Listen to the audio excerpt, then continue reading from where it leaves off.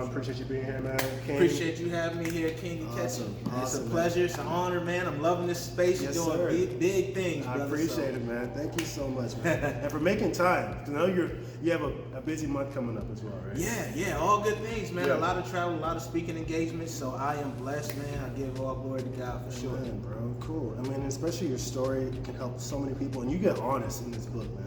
But I want to talk about some of the pain, especially earlier on, and how you started finding some of the using that pain for a purpose. Right. Yeah, man. So like you said, it's been a lot of pain, a lot of adversity, and it took me a while to learn how to turn that into passion, into positive energy.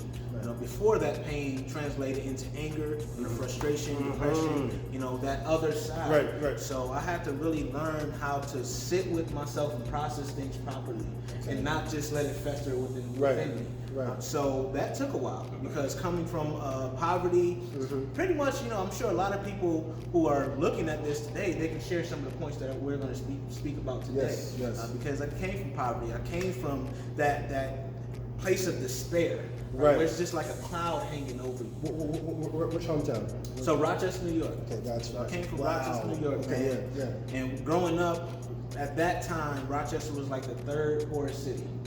Third poorest city, and it had the highest murder rate per capita. It was always within the top 10, highest murder rate per capita. Right, so that's what we seen. That's what we knew. And when you're in that, it's really hard to see opportunities. It's really hard to see anything but what everyone else is doing. For sure. So it took me a while. I got caught up in that sweat. I was a product of my environment. And then later on in life, I started learning how to be a product of my effort. I started understanding the power of being able to tap into my mind and look at what is possible versus what I haven't accomplished or what I don't have. Okay, let's talk about this. I love these. I call it rock bottom moments. You can't go no lower, but you can. That's the ceiling. Then go up there. Were there any rock bottom moments or any turning points where you're like, okay, we got to change things around? A bunch of them. Gotcha. A bunch of them, man. But the first thing that really stands out is one of my key turning points is when I was facing 7 years in prison. Okay. So at 17, I had an assault robbery charge against me. Wow. And with that, they put me in jail. Right. And I was sitting in there, and it didn't hit me. It didn't matter. When the judge said I was facing 7 years, didn't matter. It did not affect me. Wow. And I realized, looking back on that, it didn't affect me because I didn't feel any value, I didn't feel any worth. Wow. Right? I just was like, okay, this is what it is. I see so many of my friends, go through the same things. And I was like, at least I'm not dead. Wow. That's how I looked at it. At least I'm not dead. I still have some life. I can still do what I need to do. Even if I'm locked up physically, my mind was still free. But it wasn't.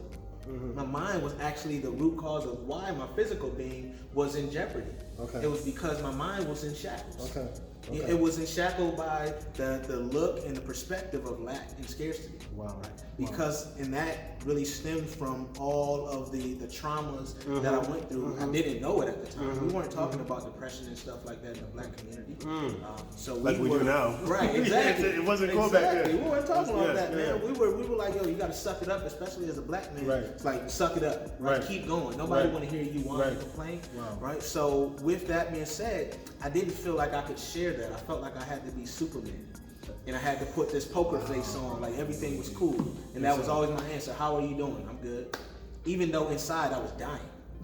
Right? I was dying, man. Like I was, and I couldn't put a name to it.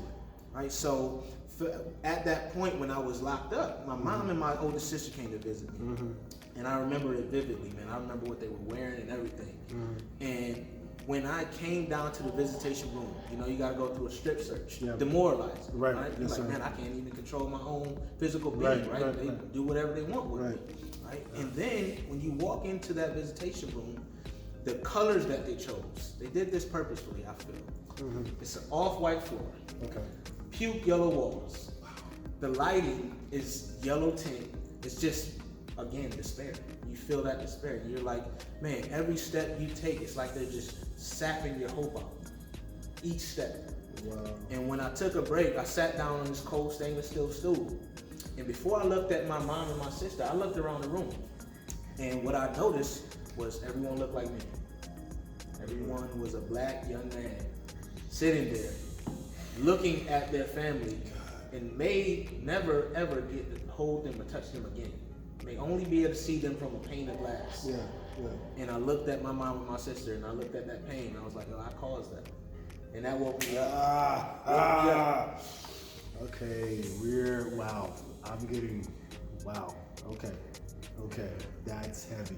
This is, wow. Okay, so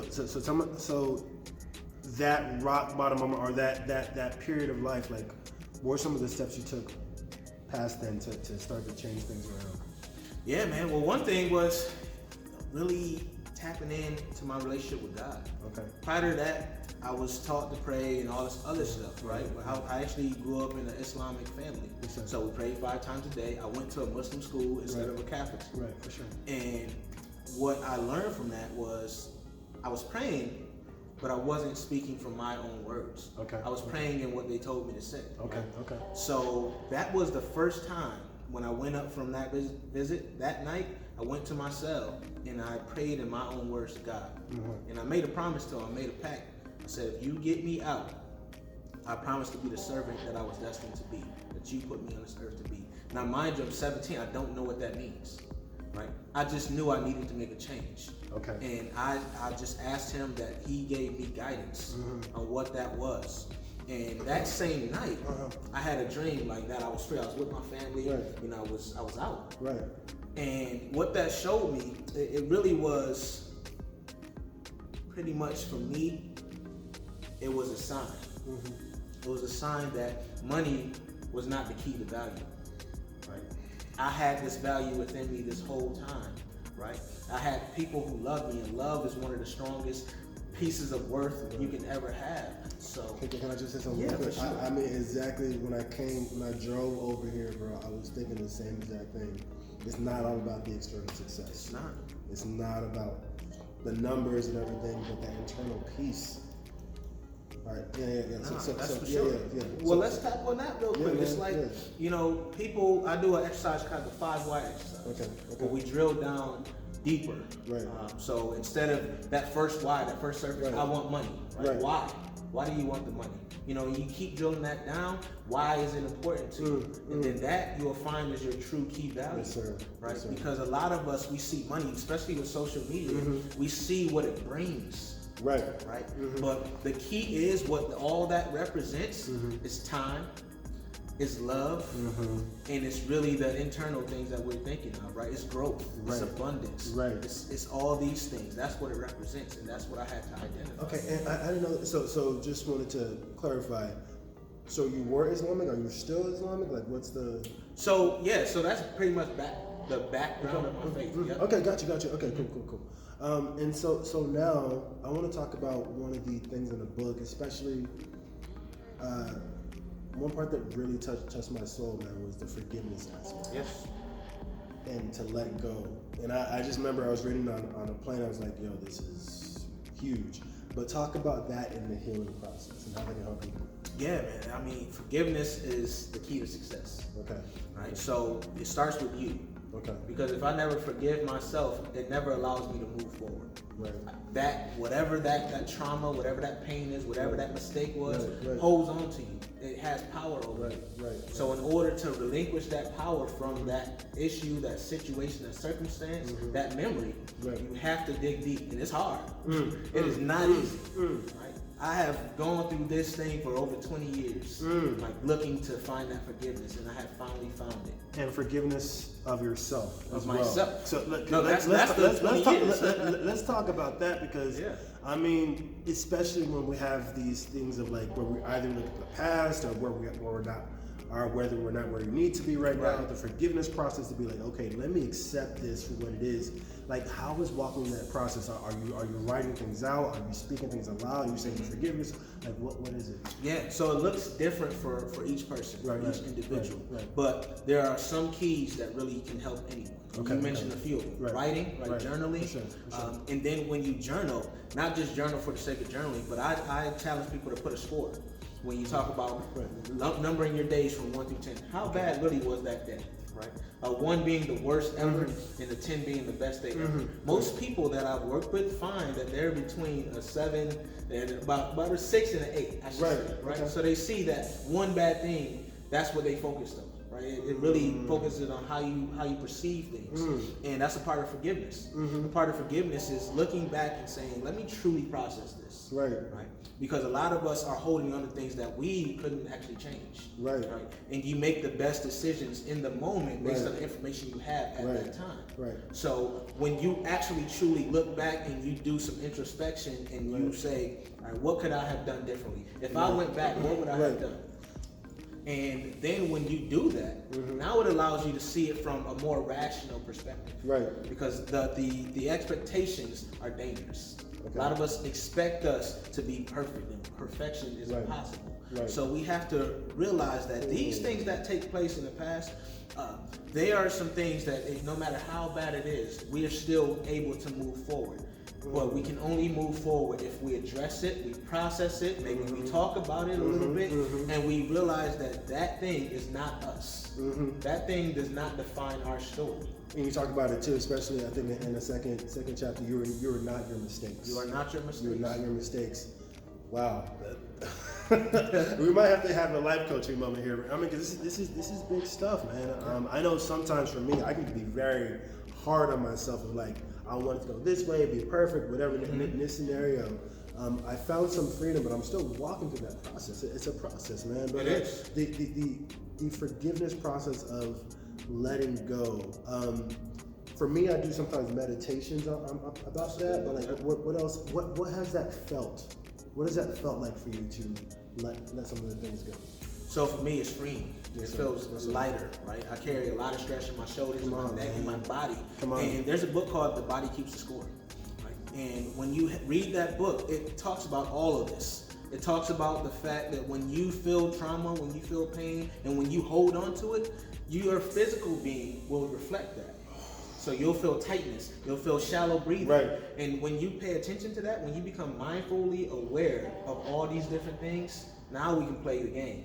Right? Now we can say, okay, I'm holding on to this. Let me pay more attention to my thoughts. I'm so glad we're doing it. Let me pay more attention to my reactions, right? So it's just a lot to that, man. Right, and you talked about it too with the internal state of your being manifesting in your body and reactions and things like that. One thing you talked about as well that was so impactful, because I feel like I almost want to go back to the forgiveness thing. That's and we can go, man. We might jump around. But breathing, especially when it comes to things that you encounter, whether it be people, situations that don't go your way as expected, and how breathing can help you take back control. Could you shine some light on that? Yeah, for sure. There's a few breathing techniques that really work, right? That you can do various things, but one is called square breathing. Okay. Right? Square breathing is 4 seconds in, 4 seconds out, 4 seconds hold, 4 seconds exhale, right? So it's like a square, right? That's what square breathing. So, but also the key to breathing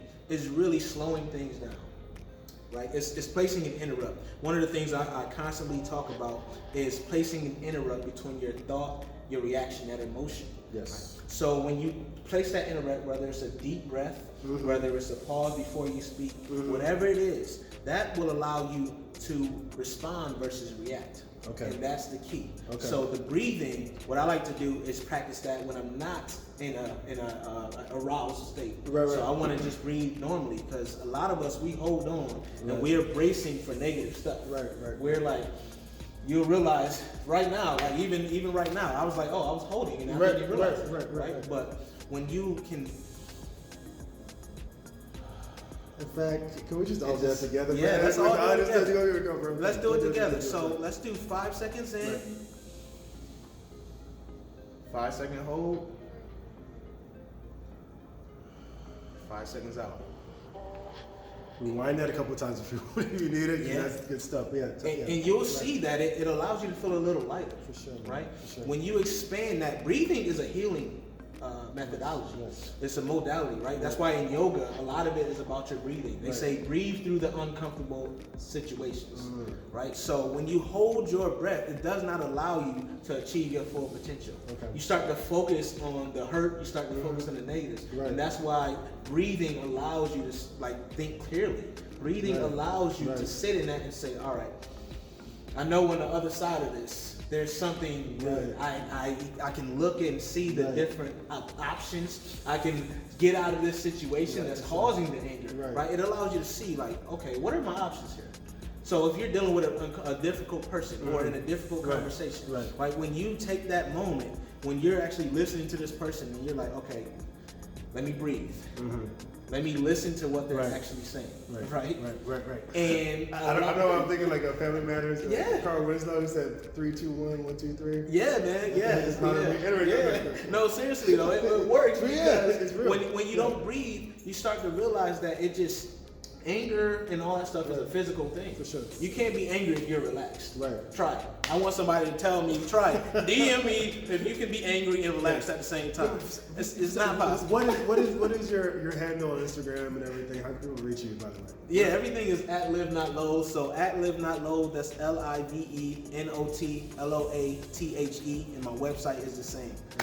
Exactly. I mean, and talking relaxation is really the key to help you solve some of these situations, and not to live from a place of tension, because I feel like tension can inhibit free thinking, free speech, whatever the freedom it is to deal with it how you want to deal with it. For sure, man. So breathing. I also want to touch on just some of the self-talk you mentioned in the book. And I feel like there are a couple of things we can jump on again, but let's talk about the self-talk, some of that positive self-talk, and how you have caught yourself in the middle of, say, some negative self-talk and made it more positive. Yeah, for sure. Breathing ties into that as well because, you know, you can slow it down and you can really look at, like, what am I saying? Wow. Like, what am I saying to myself? Because they say we have over 60,000 thoughts a day, right? And a lot of those are in the subconscious mind or non-conscious mind, whatever you want to call it. We don't even know. We're not even aware of what's happening. So when you take a second to look and say, okay, how am I speaking to myself? So for instance, if I fail, if I mess up on something, sometimes I'll catch myself saying, man, you suck. You know, for sure. What are you doing, right? And then I have to reframe that. Reframing your perspective, you say, all right, I messed up, but why? Why did I mess up? You know, things like that. So when you can do that, it gives you the ability to see, to have insight into the fact that you're not stuck, right? The fact that, because once you feel like a situation is permanent, that's what self-talk really changes. Hot, bro. Because I mean, and you mentioned inside the book also treating yourself like you're your best friend, right? Mindfulness, self-compassion. Can you talk about that, treating yourself like a friend, especially how you do it now, how you speak to yourself? For sure. I feel like you should big yourself up just like you would your friend. Like with your best friend, if you think about it, if they have something to celebrate, you celebrate hugely. You're going to take them out to dinner. You're going to post them on social media. You're going to do all these different things. But when we accomplish something for ourselves, we barely even mention it. We just move on to the next thing. So you have to take time to really celebrate your wins. No matter how small you think it is, celebrate in your way. What do you feel is a healthy way to celebrate? It could be just having some time to yourself to take a break, right? It could be going on a trip. It could be however large or small you want to celebrate. But it has to be in a healthy way. It can't be going out, popping bottles, and getting drunk. Right? It can't be something like that. It has to be beneficial. I want to talk about this too, because, all right, we have to wind it down. But especially, okay, I'm going to step on some toes, especially in the self-care. I feel like sometimes that gets a rep of like, okay, so I did something good, so let me just binge eat whatever I ate. Right. Is that really self-care? What do you think? No, I feel like self-care should feed into you, not detract from you. Okay. Right? So I feel like self-care should be something that fuels you to move forward instead of something that holds you back. Because Right. if you do that too often, you use that as an excuse Yes. to really binge eat or do something Telling super you. unhealthy. And not saying you guys can't. I mean, but you have to really think about how it's going to affect me long term. Yeah. Even if something that's going to treat myself, I want to make sure I treat myself in a way that can also get me towards my goal. Yeah, do it in moderation. Like if you want a good, nice meal, cool. I'm all about eating. I love food, right?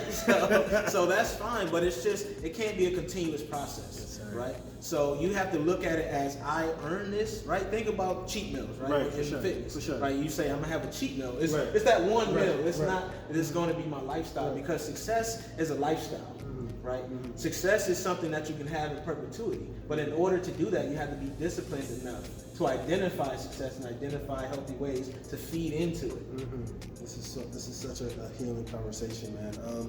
Let's talk about maintaining that internal peace and going forward, especially with everything going around, and whether it be followers on social media, money inside your bank account, whatever, job performance, but really just how do you start from within, having that peace and abundance from within? That's a great question, bro. So one of the things I want people to start with is identifying your values.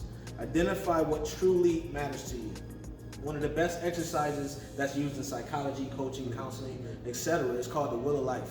So you have 8 different, most demographics or settings within your life, right?